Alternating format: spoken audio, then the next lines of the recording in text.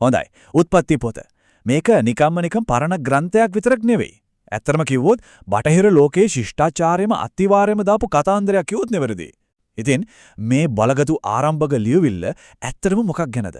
එහෙනම් අපි ඒකේ ගැඹුරටම ගිහින් බලමු. පටන් ගැනීමේදී දෙවියන් අරන්සේ අහසත් පොළොවත් මැවූසේක. මේ වචන ටික ඉතිහාසයේ තියෙන බලගොතුම කතාවකට දොර අරිනවා. මේක නිකම්ම වාක්‍යයක් නෙමෙයි. විශ්වයේ උපතේ ඉඳන් මනුෂ්‍ය වර්ගයේ ගමන දක්වා දිවෙන දැවැන්ත වෘත්තාන්තයකට කරන ආරාධනාවක්. හැබැයි ඉතින් මේ හැමෝම දන්න ආරම්භක පේලියෙන් එහාට ගියාම මේ පිටු අතරේ ඇත්තටම සැඟවෙලා තියෙන්නේ මොන වගේ කතාවක්ද? ඒකේ පණිවිඩය මොකක්ද? අපි ඒ රහස් ටිකන් ටික හෙළිදරව් කරගමු.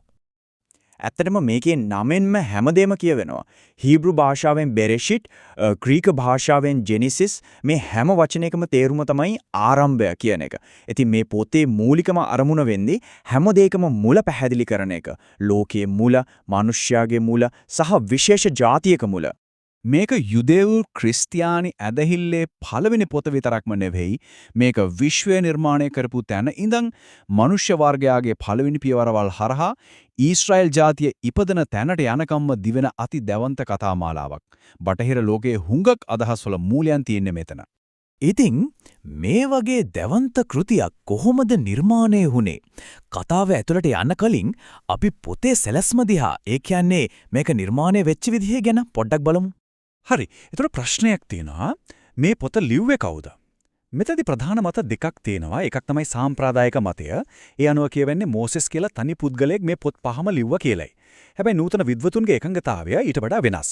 ඔවුන් කියන්නේ මේක තනි කෙනෙක්ගේ නිර්මාණයක් නෙවෙයි, සියවස් ගාණක් තිස්සේ විවිධ කතුරුන්, සංස්කාරකවරුන් අතින් ලියවිලා එකතු වෙලා හැදුණු දෙයක් කියලයි. මේ තැවැන්ත කෘතියේ තේරුම් ගන්න තියෙන ලේසිම ක්‍රමය තමයි ඒකේ ව්‍යුහය අඳුරගන්න එක. මේක පැහැදිලිවම කොටස් දෙකකට බෙදෙනවා. පළවෙනි කොටස පූර්ව ඉතිහාසය, ඒක මුළු ලෝකයම සහ මුළු මනුෂ්‍ය වර්ගයම ගැන කතා කරනවා. ඊට පස්සේ කතාවේ අවධානය එකපාරටම පොඩි වෙලා දෙවෙනි කොටස, ඒ කියන්නේ මුතුන් මිත්තන්ගේ ඉතිහාසය, එකම එක පවුලක් ගැන කතා කරන්න පටන් ගන්නවා. හරි. දැන් අපි යමු පළවෙනි කොටසට. ඒ කියන්නේ 1 ඉඳන් 11 වෙනි පරිච්ඡේදය දක්වා. මෙතනදී අපිට හම්බ වෙන්නේ ලෝකයේම මතකයේ රැඳිලා තියෙන මනුෂ්‍ය වර්ගයාගේ ලොකුම කතාන්දර කිහිපයක්. තව පටන් ගන්නේ පාරාදීසයකින්. ඒ දනුයන.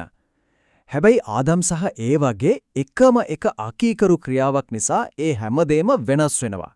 එයාලව පාරාදීසෙන් එළියට දානවා. ඒක තමයි මනුෂ්‍ය වර්ගයාගේ කතාවට දුක, වේදනාව සහ මරණය හඳුන්වලා දෙන සංකේතාත්මක මොහොත. ඒකකොට පාරාදීසෙන් එළියට ආවට පස්සේ තත්ත්වය හොඳ වෙනවද? නෑ. ඒක තවත් නරක අතට හැරෙනවා. පාපයෙන් පවුල ඇතරකම එනවා. සහෝදරයෙක්ගේ ඊර්ෂ්‍යාව නිසා ලෝකේ පළවෙනි මිනිමරම සිද්ධ වෙනවා. කායින් තමන්ගේම සහෝදරයා ආබේල්ව මරලා දානවා. මනුෂ්‍ය වර්ගයාගේ දූෂිතකම කොච්චරද කියනවනම් දෙවියන් තීරණය කරනවා මුළු ලෝකෙම රීසෙට් කරන්න. මහා ජලගැල්මක් එවනවා. ඒකෙන් මුළු ලෝකෙම පිරිසිදු කරලා අලුත් පටන් ගැල්මකට ඉතුරු වෙන්නේ ධාර්මික නෝවා, එයාගේ පවුල සහ නැවට එකතු කරගත්ත සත්තු විතරයි. මේ පළවෙනි භාගේ ඉවර වෙන්නේ මිනිස්සුන්ගේ උඩඟුකම පෙන්වන තවත් කතාවකින්. බාබෙල් කොටා. දෙවියන්ට සමාන වෙන්න අදපු මිනිස්සුන්ව වෙන්කරන්න යාළගේ භාෂා පටලවලා ලෝකය පුරාම විසිරුවාරිනවා. උත්පත්ති පොතට අනුව ලෝකයේ විවිධ ජාතීන් සහ සංස්කෘතින් බිහි වෙන්නේ ඔන්න ඔය විදියට.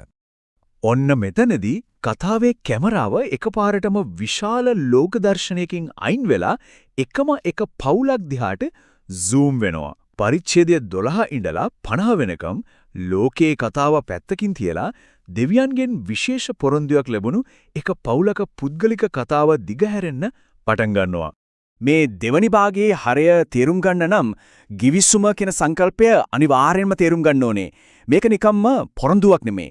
මේක දෙවියන් සහ මිනිස්සු අතර ඇති කරගන්න බැඳීම් සහ වගකීම් තියෙන විධිමත් එකකතාවයක්. මුළු කතාවම දිවෙන්නේ මේ givisuma වටේ. මේ givisuma ආබ්‍රහම් කියන පුද්ගලයාට ලැබෙන 3 ආකාරයක පොරොන්දුවක්.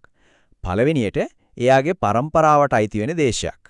දෙවෙනියට අහස්සේ තරු වගේ ගණන් කරන්න බැරි තරම් ලොකු පරපුරක්. තුන්වෙනියට සහ සමහර විට වැදගත්ම දේ තමයි එයා සහ එයාගේ පරපුර හරහා මුළු ලෝකයටම ආශිර්වාදයක් ලැබෙනවා කියන එක. ඊට පස්සේ කතාව දිගහැරෙන්නේ මේ ලොකු පොරොන්දුව පරම්පරාවෙන් පරම්පරාවට යන විදිය ගැන.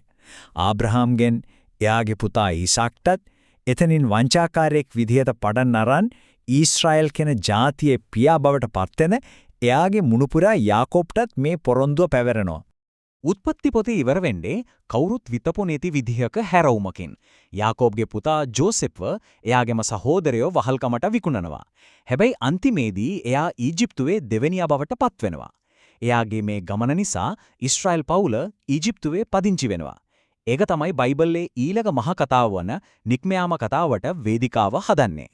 ඉතින් මේ කතාව ඔක්කොම දැනගත්තට පස්සේ ඉතුරු වෙන වැදගත්ම ප්‍රශ්නය තමයි මේක. අද දවසේදී මේ පරණ ග්‍රන්ථය කියවන්න ඕනේ කොහොමද? ඒක තේරුම් ගන්න තියෙන හරිම ක්‍රමය මොකක්ද? පේන විදිහට නම් උත්තරය එකකට වඩා තියෙනවා. මේකෙන් අපූර්වට පැහැදිලි වෙනවා මිනිස්සු මේ ග්‍රන්ථය දකින ප්‍රධාන විදි තුන. සමහරව විශ්වාස කරනවා මේක අකුරටම සිද්ධ වෙච්ච ඇත්ත ඉතිහාස කතාවක් කියලා.